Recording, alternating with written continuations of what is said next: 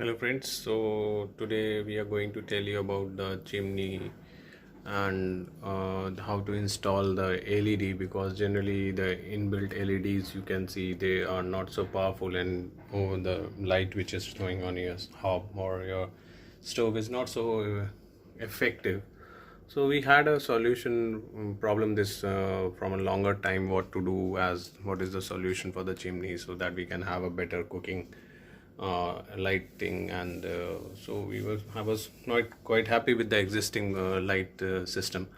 So we had a solution, and this is the video which we will be emphasizing on how to get the light system being installed and what is the advantage and how much how to do it.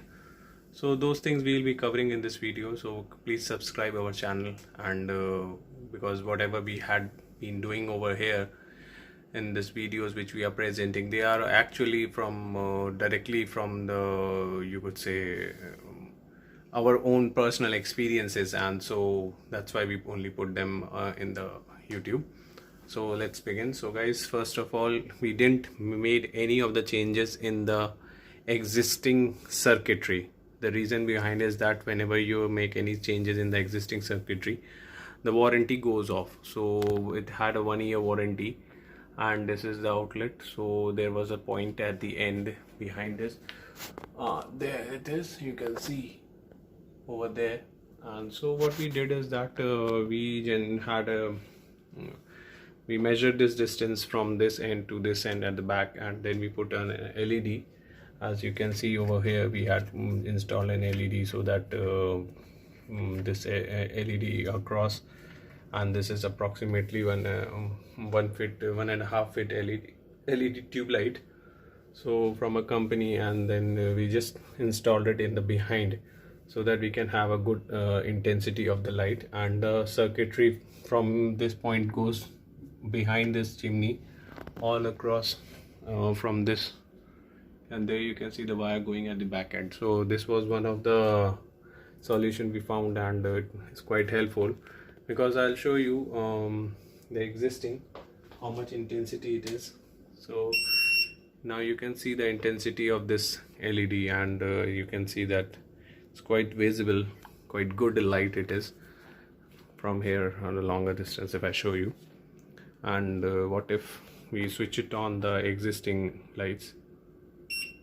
So this was the intensity earlier before, and you can see that hardly any light is coming across, and one LED was there and one so it wasn't good at all. So what we did, I had already explained you. So these were the LEDs, and they're going back, and they are from the tube light. So you need to open that LED tube lights, and then you need to remove the entire plastic covering over there, and put the LEDs in the behind like this, or you can cover it, but we didn't have that time, so we didn't made any much changes.